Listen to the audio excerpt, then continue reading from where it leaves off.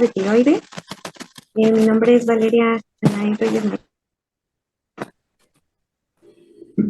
Sí, Vamos a definir el cáncer tiroideo como un tipo de enzimatosas de la glándula tiroides, comenzando por sus generalidades.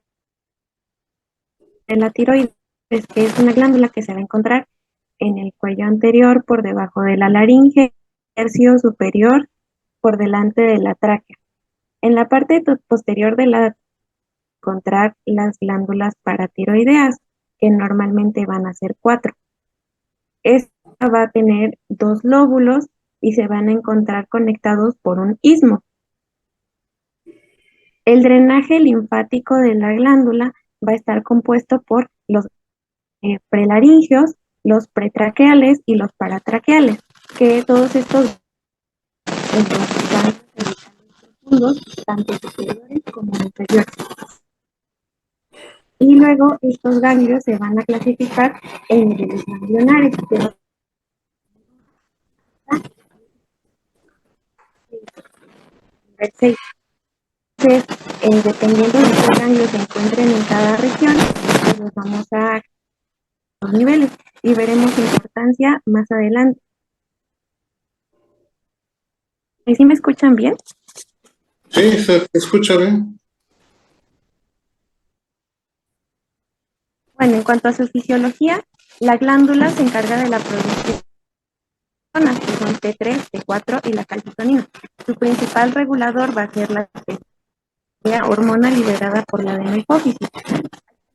Por fisiológico, normal la glándula tiroidea. Y este es un esquema representativo donde vemos las células foliculares, que son las que van a producir la T3 y la T4 y se va a la liberación de tiroglobulina. Aquí están las células C, o también llamadas para, y estas van a liberar la calcitonina, que se encarga de la regulación de calcio. En cuanto a su epidemiología, vamos a clasificar el cáncer tiroideo en 3 grupos, que es diferenciado de tiroides, y este va a ser el más frecuente. Se va a dividir a su vez en el cáncer que va a ser el 85 a 95% de los casos. Después le sigue el cáncer. Otro grupo es el cáncer poco diferenciado de tiroides y el cáncer o anaplásico de tiroides. Estos van a representar en conjunto menos del 3% de los casos. Y por último está el cáncer medular de tiroides, que va a ser únicamente del 1 al 2%. Su incidencia va a ser de 0.5 a 10 casos por 1.000 habitantes al año.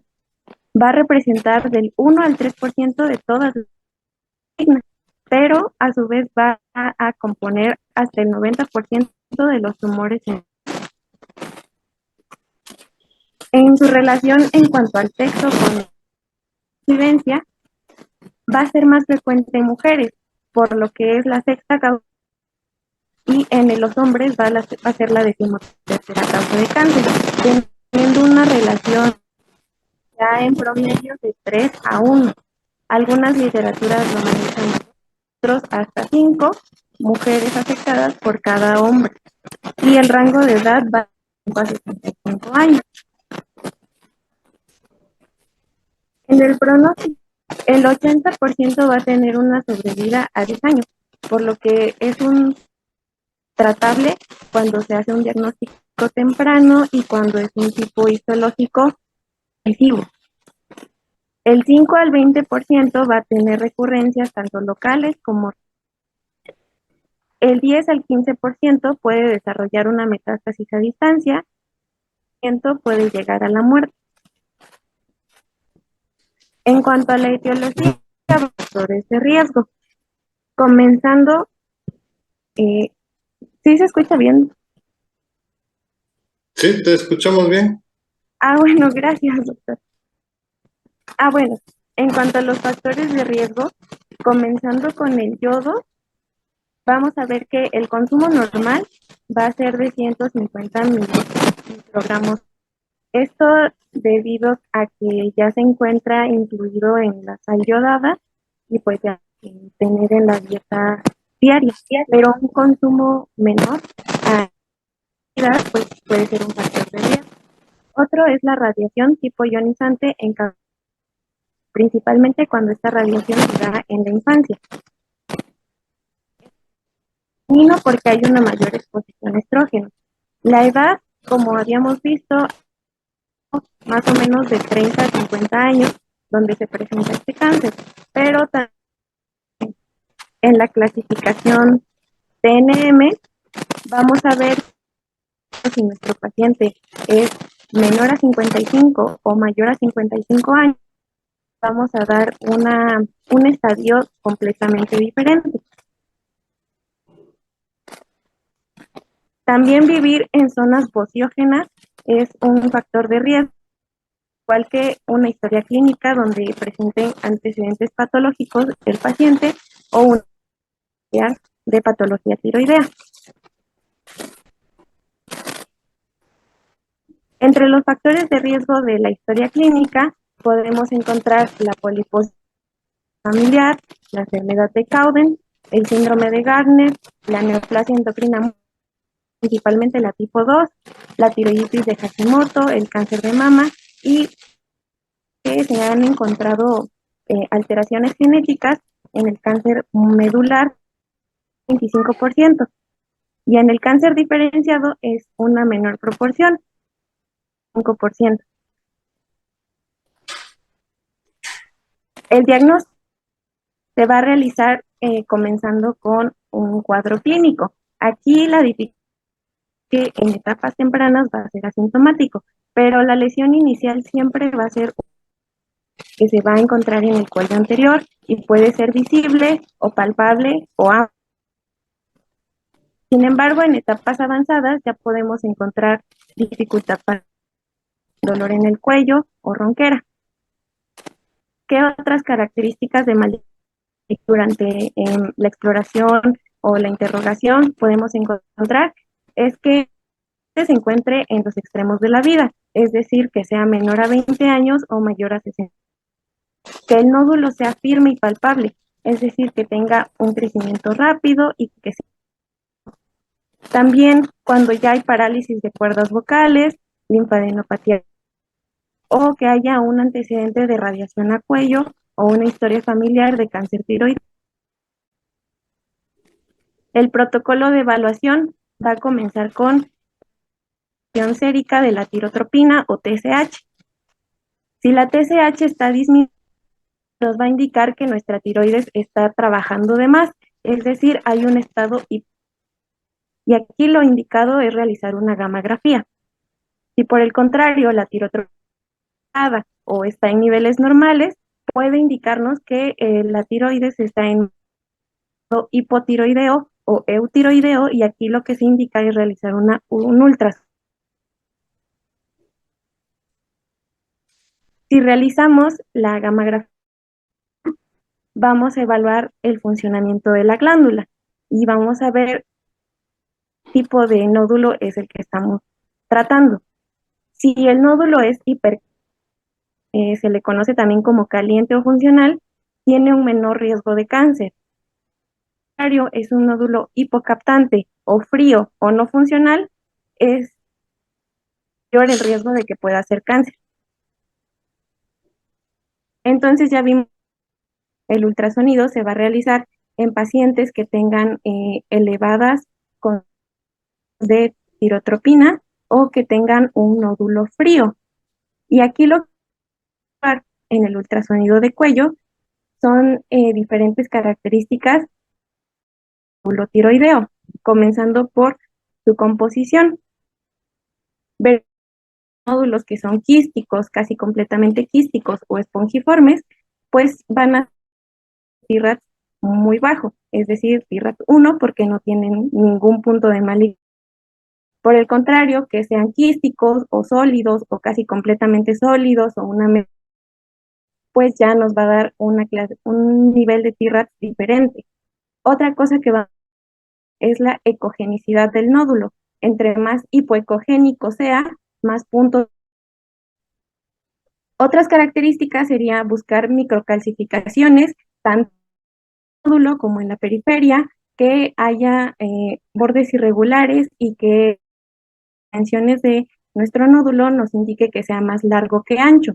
Otra cosa sería la extratiroidea, y con el Doppler podemos evaluar si hay hipervascularidad intranuclear.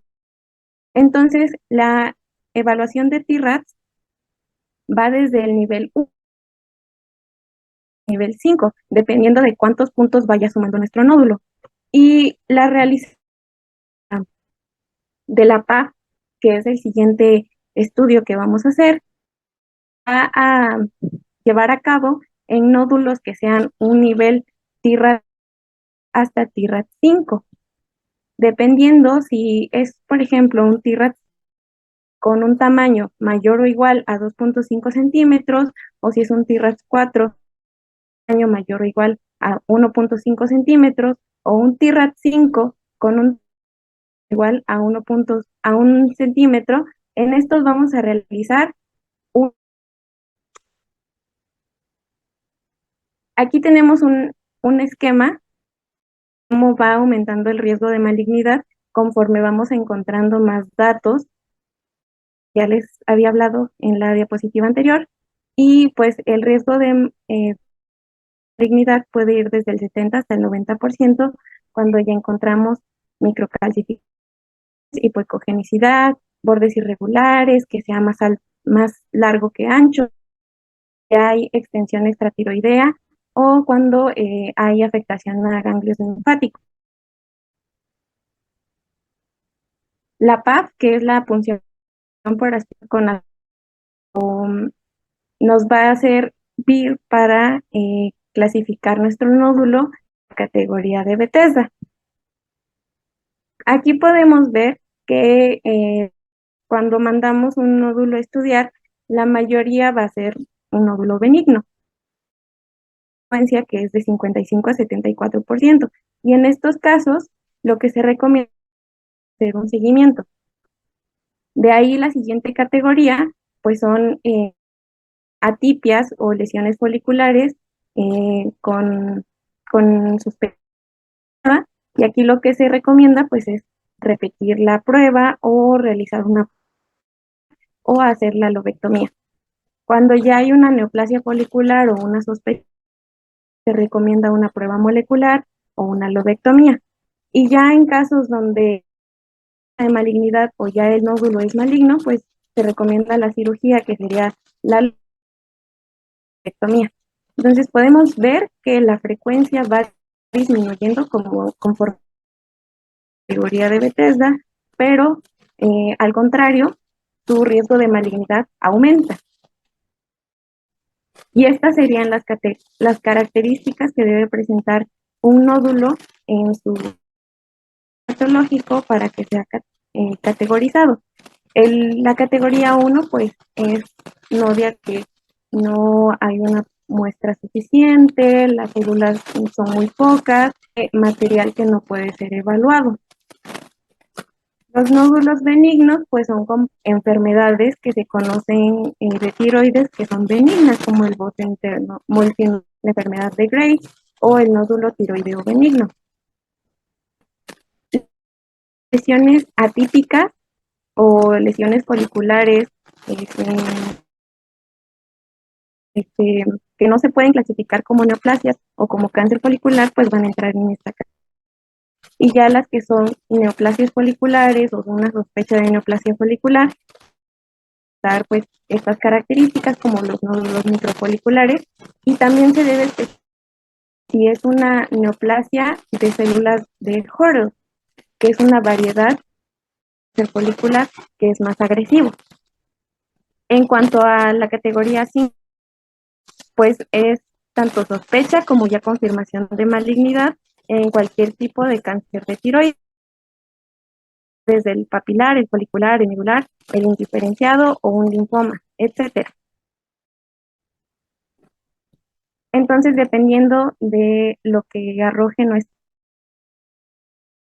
por PAF, vamos a clasificar y vamos a determinar qué tipo histológico es el que estamos tratando. Los cánceres diferenciados pues son el papilar y el folicular. El indiferenciado es el anaplásico y el medular deriva de la célula C. Un menor pronóstico y el anaplásico es el de peor pronóstico, que es lo que vamos a ver. El cáncer papilar, que es un tipo diferenciado, se va a presentar como un tiroideo solitario.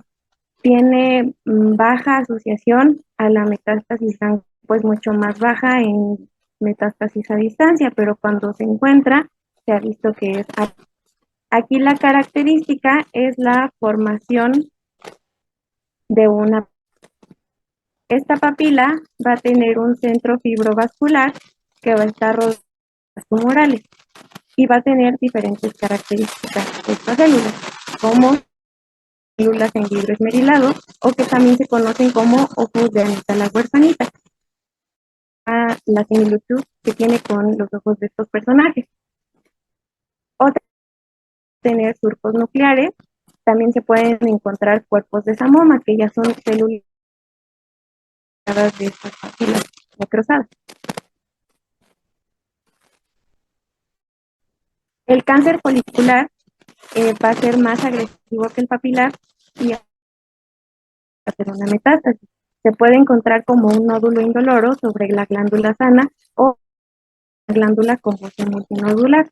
Va a presentar diversos patrones. Aquí lo que tenemos es la división de las células, la presentación de folículos y su tamaño. Lo importante es la invasión capsular o vascular, ya que esta nos va a ayudar a diferenciar si es un cáncer folicular o si es un nódulo benigno, y nos va a indicar también el grado de invasión.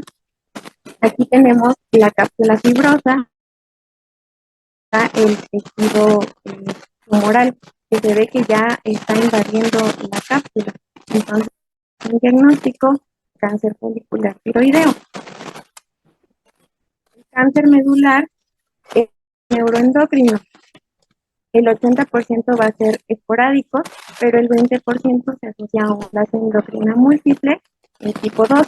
Se presenta como un nódulo solitario y es una mayor afectación a ganglios linfáticos y también a metástasis multifocal, presentado en síndrome carcinoide. Y su característica, pues son las células fusiformes, no van a tener formación folicular. Va a haber un depósito de amiloide y va a haber a la calcitonina. El cáncer anaplásico o indiferente es el de peor pronóstico, pero también es el tipo más raro de encontrar. Es una masa de rápido crecimiento, síntomas de compresión. El 18 al 50% va a ser metástasis y en su mayoría va a ser, pero también puede afectar al hueso, al cerebro y puede tener metástasis cutáneas que se van a manifestar cabelludo. Hay variantes como las células formes, células gigantes, células escamosas. Sin embargo, se va a encontrar que en la mayoría de esos anaplásicos, pues va a ser una mezcla de todas estas células. Continuando, pues en variantes más agresivas o ya en estadios avanzados de la enfermedad, realizar otros estudios para valorar la extensión, como sería la PAR, resonancia magnética o ya con medicina nuclear como la PET. Entonces, primero vamos a evaluar la TSH para ver el estado de la glándula, se va a realizar una mamografía para ver la función glandular, perdón, el nódulo es frío o caliente, y luego se realiza un ultrasonido donde vamos a clasificar nuestro nódulo en un nivel de actividad. Y para confirmar que nos va a clasificar por medio de Bethesda, nuestro nódulo pues va a ser. Entonces vamos a tener un paciente con nódulo tiroideo, al que le pues la historia clínica y la historia científica, y vamos a hacer estudios de TSH en pacientes con un nódulo menor a 1 centímetro y sin sospecha de malignidad, pues solo los pacientes con un nódulo más de 1 centímetro o que sea de 1 menos, pero con sospecha, al igual que la TSH elevada, y de que la PSH esté disminuida, pues le vamos a realizar frío. Vamos a ver si nuestro módulo es frío o caliente. Si es caliente, un tratamiento para diagnóstico.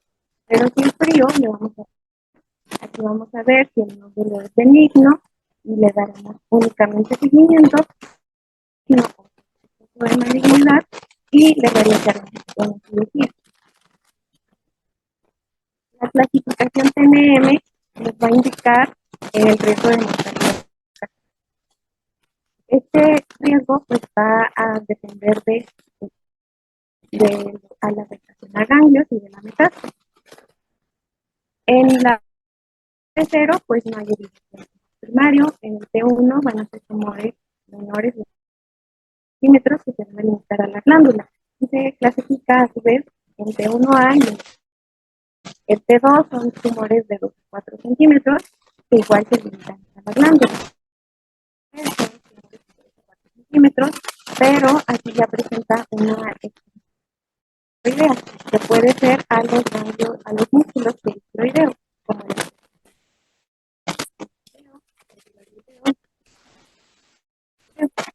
y por eso se clasifica A y T3. El T4 ya va a ser con una invasión a otras, como puede ser la fascia prevertebral, la arteria carótida o los vasos mediastinales.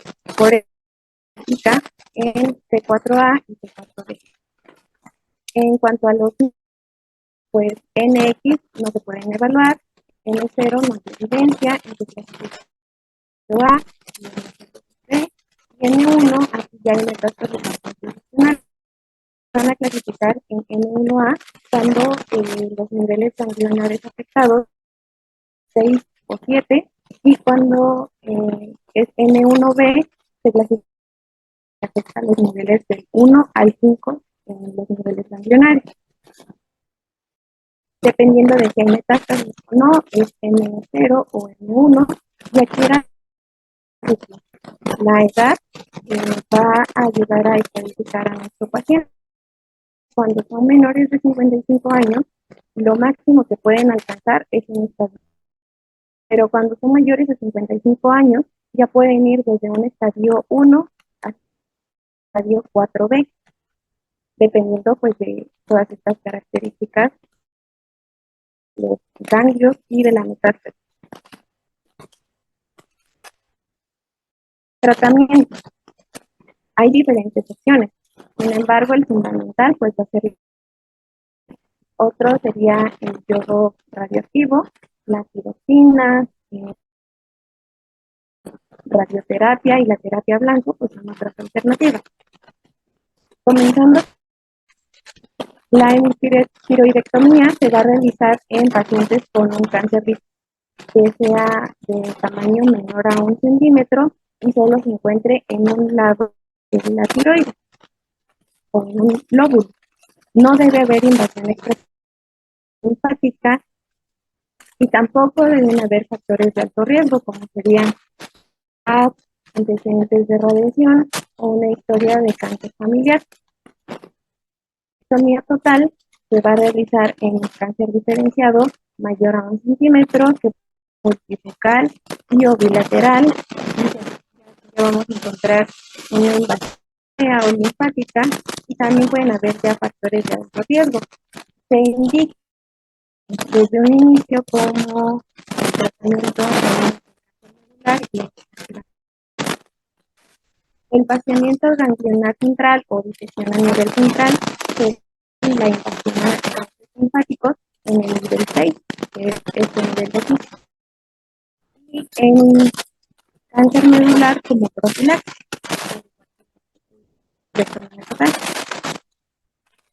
El vaciamiento ganglionar lateral o de cuello se realiza cuando hay ganglios metastásicos en la cadena cervical lateral, niveles desde el 2A hasta el 5B. La ATA creó una clasificación que nos establece el riesgo de recurrencia o de persistencia que puede presentar el cáncer después de un tratamiento de cirugía. Lo clasificó en tres categorías, que son bajo riesgo, riesgo intermedio. El bajo riesgo se da en tumores intraembriones que tienen cansancio o las afectaciones son menores a con un tamaño menor a 10 milímetros. Hay una reducción completa de hay microcarcinoma papilar, un mioma focal. El riesgo intermedio va a ser en variantes agresivas, como podría ser la célula molecular sordo o diabetes pulmonares. Aquí ya pueden ver con extensiones extratiroidea mínima, invasión vascular o una afectación cardiovascular clínica ya mayor que la de bajo riesgo. Y el microcarcinoma vascular puede tener extensión intratiroidea, que puede ser multifocal, o pueden haber mutaciones de BRAF. Y en el paciente de alto riesgo hay una extensión extratiroidea macroscópica que tenga una resección tumoral incompleta o que haya una afectación ganglionar clínica ya mayor o metástasis a distancia. Y también hay variables pronósticas que le van a ir aumentando un riesgo a la recurrencia o persistencia, como podrían ser pues otras variables agresivas o algunas alteraciones genéticas o moleculares. Entonces, dependiendo de todo esto, vamos a clasificar a nuestro paciente si es de bajo riesgo, de riesgo intermedio o de alto riesgo. La ablación con yodo 131 se va a encargar de eliminar los restos tiroideos después de una cirugía. Esto será en los restos que hayan quedado en el lecho tiroideo o en los ganglios linfáticos. Se va a aplicar en pacientes que, de acuerdo a la ATA, son de riesgo alto o de riesgo intermedio. Y es una indicación que la TSH debe ser mayor o igual a 30 miliunidades por litro para que se pueda realizar esta ablación. El tratamiento hormonal para la supresión de TSH se va a realizar con la levotiroxina y esta va a encargarse de disminuir la progresión y la recidiva del cáncer diferenciado de tiroides. Se va a indicar en todos los pacientes que hayan sido tratados con una tiroidectomía total y también en pacientes que tienen lesiones que no sean sensibles al yodo radioactivo. ¿Cuáles son los objetivos de acuerdo a la clasificación de la ATA? Es que en pacientes con alto riesgo, pues se obtenga una TSH menor a 0.1, en el riesgo intermedio una TSH de 0.1 a 0.5 y en los pacientes de bajo riesgo que sea de 0.5 a 2 miliunidades por litro. La radioterapia se utiliza principalmente como método paliativo en enfermedades locales que sean irresecables o como un tratamiento adyuvante cuando ya hay metástasis ósea. ¿Por qué se utiliza como paliación? Porque hay muy baja sensibilidad del cáncer diferenciado y del cáncer medular a este tipo de tratamiento. En cuanto a alteraciones moleculares, vamos a ver que hay 4 tipos principales. El gen NTRK se va a encontrar mutado en un 12% de los pacientes y va a tener una respuesta al tratamiento del 70%. El gen RED se va a encontrar en un 20% y va a tener una respuesta de 60%. El gen BRAF se va a encontrar en un 45% y presenta una respuesta de 30%. Y el gen RAS es muy variable, se puede encontrar desde el 0 hasta el 60% de los pacientes. Aquí hay una tabla de cómo, dependiendo del cáncer, ya sea papilar, folicular, anaplásico o medular, vamos a encontrar diferentes alteraciones moleculares y cuáles son su frecuencia de aparición. Entonces aquí en el cáncer diferenciado, pues vemos que se puede encontrar el gen NTRK, también el gen BRAF y el gen RAS, y estos los podríamos utilizar para una terapia blanco. En el cáncer anaplásico, pues se encuentra principalmente una alteración de P53 y en el cáncer medular una alteración del gen RET. Y aquí está la terapia blanco, que dependiendo de la vía molecular, pues vamos a tener qué medicamentos nos van a servir. Los inhibidores de tirosina quinasa multidirigida van a ser los de primera línea.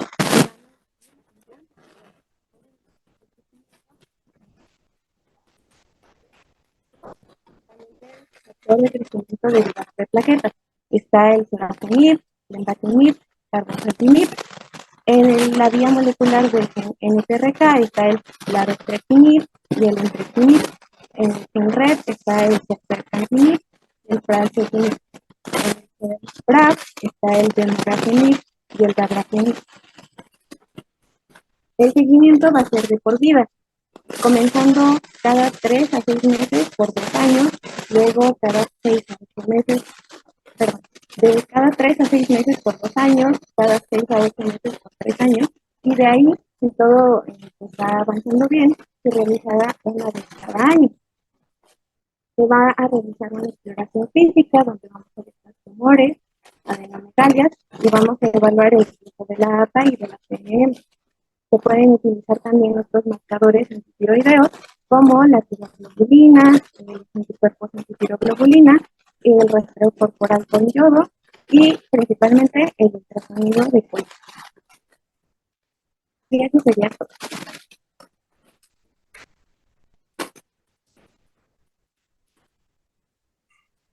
¿Comentarios?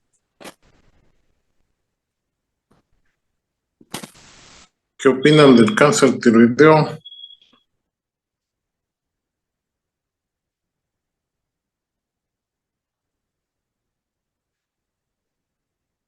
¿Nadie? Entonces, como resumen, ¿cuál sería el cuadro clínico inicial de un cáncer tiroideo?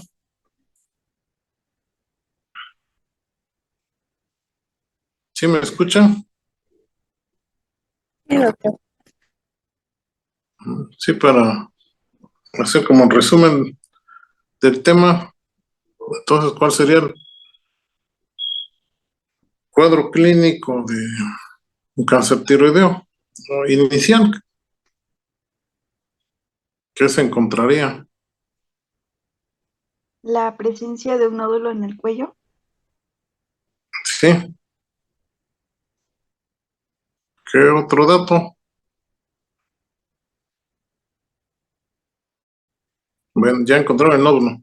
Entonces llega el paciente a verlos. Ya le dice, tengo un nódulo. ¿Qué harían ustedes primero?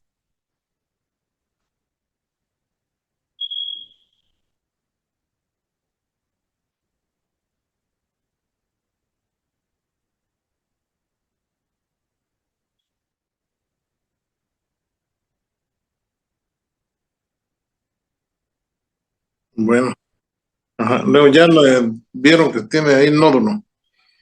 ¿Y qué estudios harían? Un perfil tiroideo y ultrasonido. Ajá. ¿Y cómo van en la mayoría de perfiles tiroideos? ¿Qué cosa encontrarían en ese perfil tiroideo?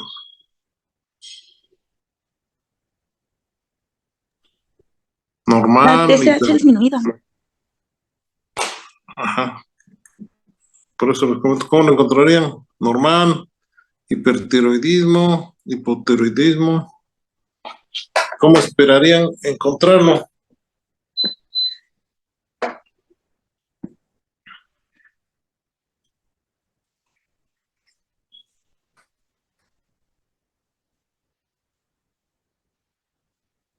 Sí, porque ya le hicieron su exploración física, ya encontraron el nódulo, le piden sus estudios, van y le piden